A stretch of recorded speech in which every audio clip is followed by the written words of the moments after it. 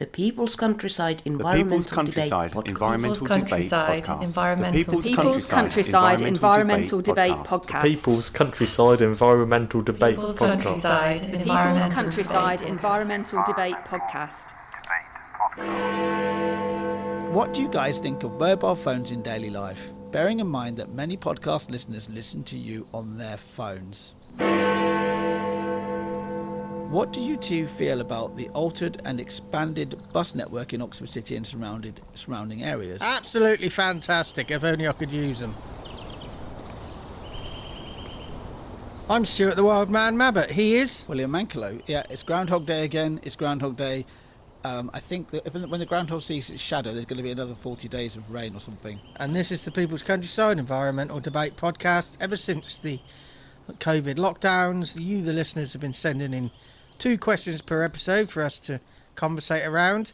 Sometimes they're nothing to do with the environment, but we always try and bring it back to the environment in some way. We never see the questions, or we rarely see the questions before we press record. Mm-hmm. We like to be unprepared but natural. We got Samantha from Cumbria, England. We got John from Charlbury, Oxfordshire, England, and you've got me asthma again in the listener's chair.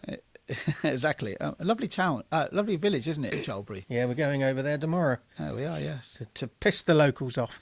Anyway, okay. First question, and we've got an explicit episode again. First question comes from Samantha in Cumbria. We've had questions before. In fact, the last episode had a question from Samantha as well. Samantha's question is, what do you guys think of mobile phones in daily life? Bearing in mind that many podcast listeners listen to you on their phones. I'd be happy to sacrifice some listeners to see less people with their head buried in their mobile walking down the road. But it would get rid of the fun and enjoyment I get when I see somebody walking down the road on their mobile phone who suddenly clank into a lamppost. That's funny to see. Yeah, I would actually separate two groups out here in a way. There's those that are actually still conscious of their surroundings. I think I put myself into that group. Unless you're in my hallway with a rucksack smashing all the pictures off the wall. That's spatial awareness. Yeah. We're not going to mention that again, are we? Apart from when we do.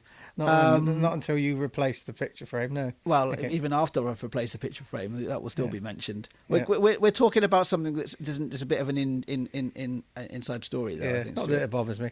But yeah, the thing that sort of gets me is, or I don't really understand, is the whole idea of you're on the phone and you're just walking down the road, and your face is completely focused on it. I was walking along with my wife, I think it was yesterday, working somewhere in Oxford, and I could hear this scuffing of feet behind me, and because the person wasn't picking their feet up very well, and I just looked, and this young guy walked past me, and his head was looking at his phone. He was obviously messaging somebody, and my thought was like, well, you're so buried into that phone, into that device, you've got no idea what's going on around you.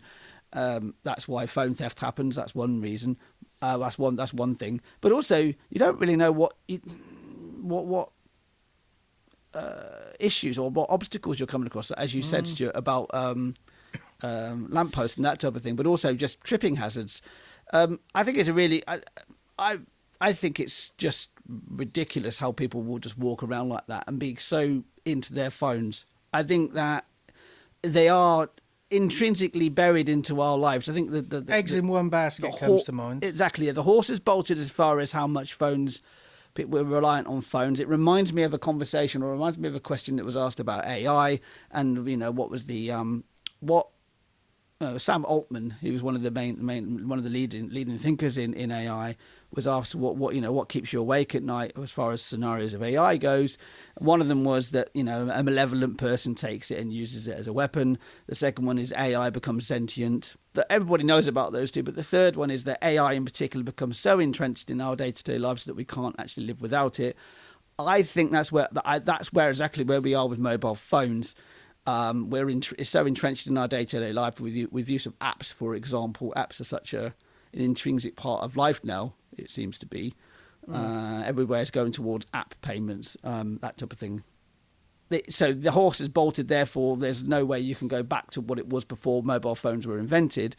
But what you can do is actually just look at how you use your phone and wisely use your phone. If I feel I need to send a message, the first thing I do is if I'm out and about is I go and stand to one side and in a place that I feel safe and secure, and also that I'm not impeding somebody else. If I'm listening to, as I was on the way walking up here today, I was listening to music. When I'm crossing the road, I take my headphones out and I'm consciously aware of what's around me. I think we spend way too much. Well, I don't, but most people spend way too much time absorbing and communicating and not doing. I saw a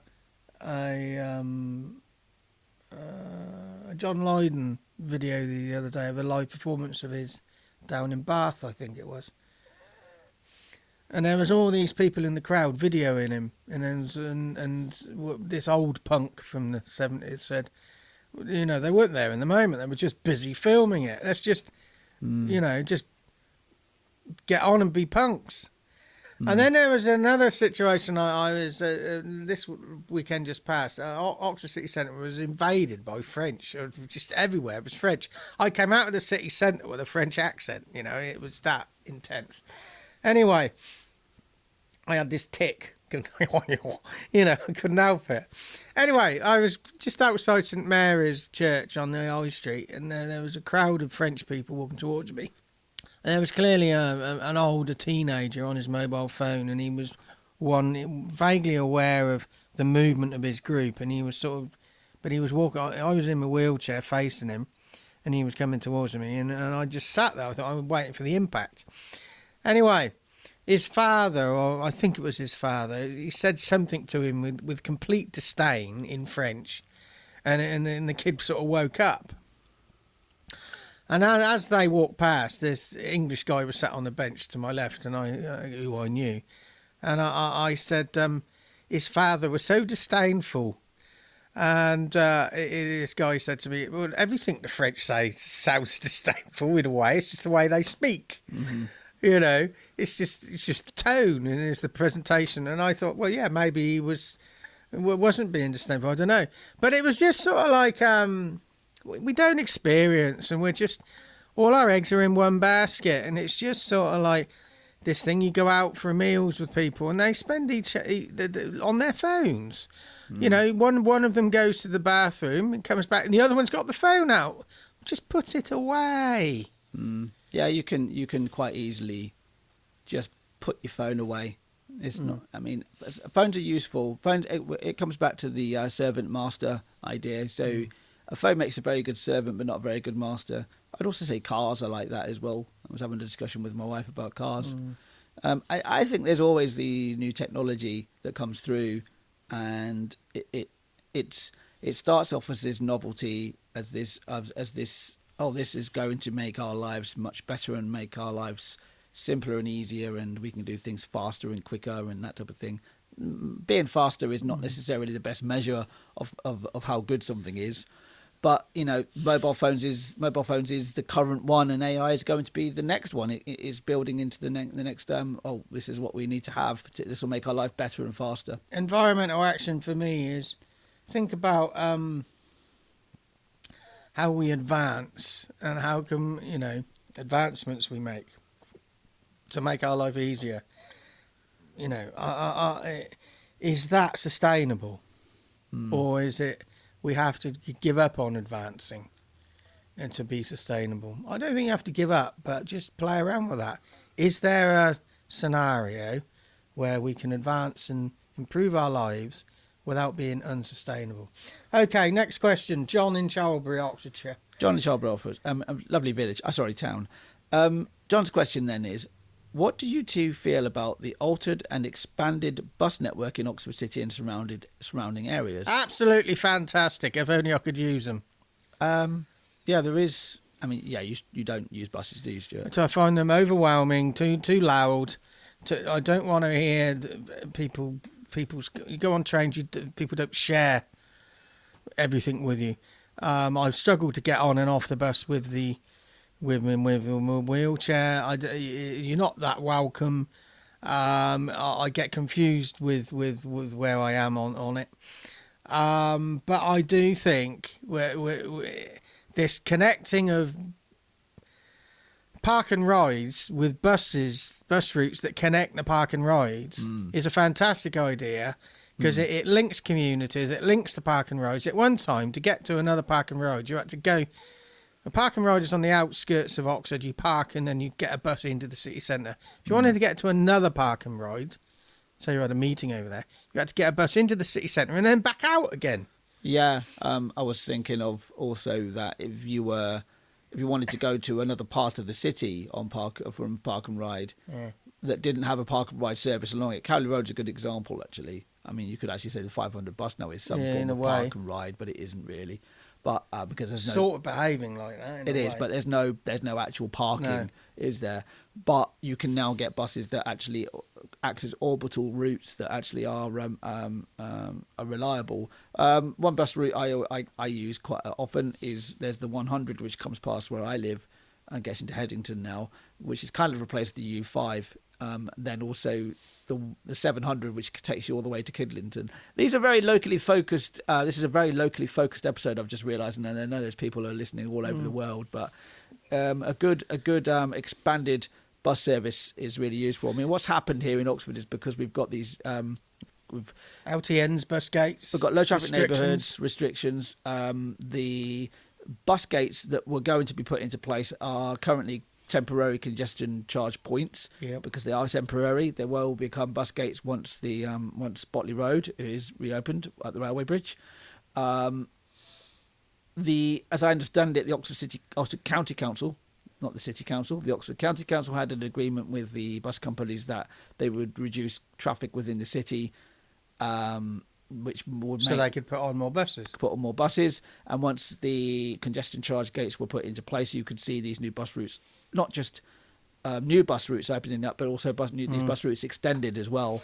Yeah, they're trying to stop people being as reliant on cars and using public transport. But okay, you put public transport in to replace it, but you've still got this culture of some people who've never used a bus. I remember a number of years ago, I had a customer. We were going to the Chelsea Flower Show, and she drove everywhere. And I said, "Well, we'll catch a bus." So we had to catch a bus from the outskirts of Oxford into the city centre, and she just didn't understand how to get a ticket.